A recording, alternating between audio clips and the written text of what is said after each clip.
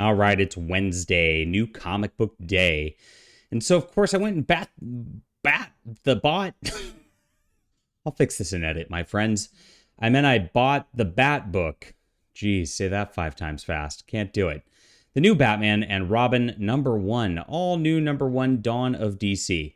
This Dawn of DC thing seems to be going on across all titles where they are relaunching things again. And it makes it impossible to follow DC Comics at this point. I don't even know anybody who cares or believes this and is the all new #1 when it really just continues on from something else, which I didn't even read. So it's kind of odd how this works here. But this is the book. It's by Joshua Williamson and Simone DiMeo is the artist, who I'm not familiar with. But I got familiar over the course of this. Art-wise, guys, this reads like a freaking seizure. There's so many weird lighting effects and weird little panel effects that the panels get twisted and into things that it makes it really difficult to read some of these action scenes. They start off up front. Here's Batman and Robin, and they're in front of this cityscape sort of thing. I don't know, I can't tell if these backgrounds are drawn or if they're computer generated and moved in here, if they're just photo references that are kind of altered a little bit, but it looks really funky. It doesn't look like they're hand drawn. It does look pretty weird and lazy, and it doesn't seem to match the figure drawings ever. And you get all these weird lighting effects in the background that are just it starts off kind of interesting, but then it gets really hard to look at. Batman and Robin are fighting some bunny Joker type of person, I guess, who I don't know who it is, who looks like a half manga sort of character that you might find out there somewhere. And I don't even think they name her in this. Earth, earn those paycheck black rabbits, white rabbits. There's lots of rabbit talk. I don't know. We'll call her Jessica Rabbit.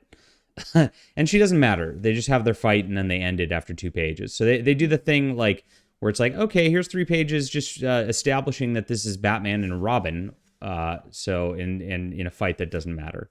But it kind of does. I mean, there's this Zeppelin thing and they start Damian will start talking about it at some point later, which is a lot later. Again, these backgrounds just look really weird.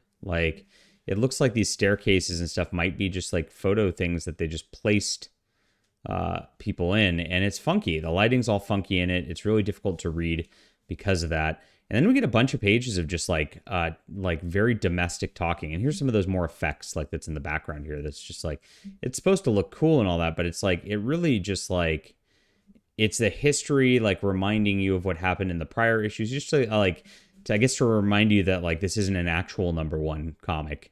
It is something that you do have to rely on 10 million different comics of history for. So this just already failed in what it's meant to establish.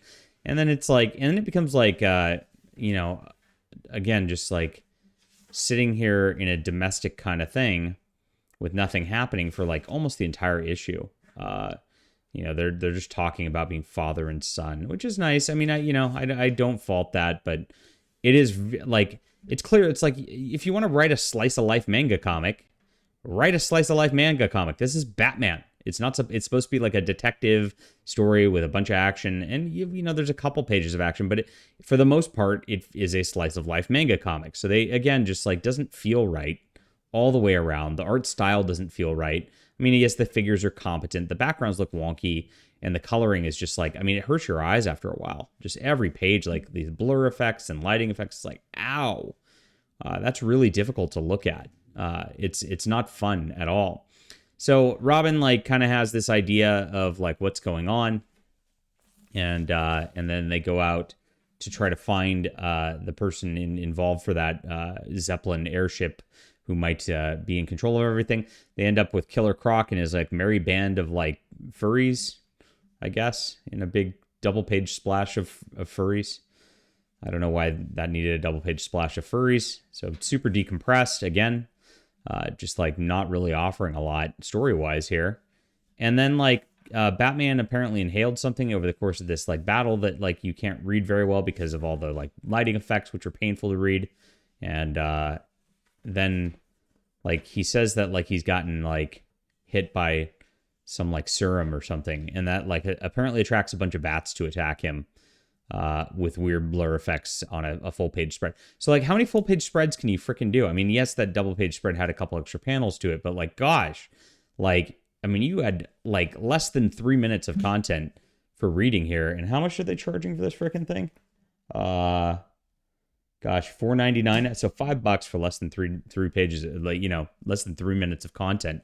That's a big ask. And again, like, it just kind of hurts your eyes reading those colors. It was a little painful. And then, like, 70% of the book was slice of life sitting there talking in a kitchen as they're cooking and, you know, talking about high school and stuff. Like, it's my gosh, this is how they're going to sell you on Batman and Robin #1. God, I mean, so boring. What a terrible comic all the way around. And it's just, you know, I mean, this dawn of DC nonsense. You know, I mean, there's only one thing to really do with this. There's really, like, do we really want this?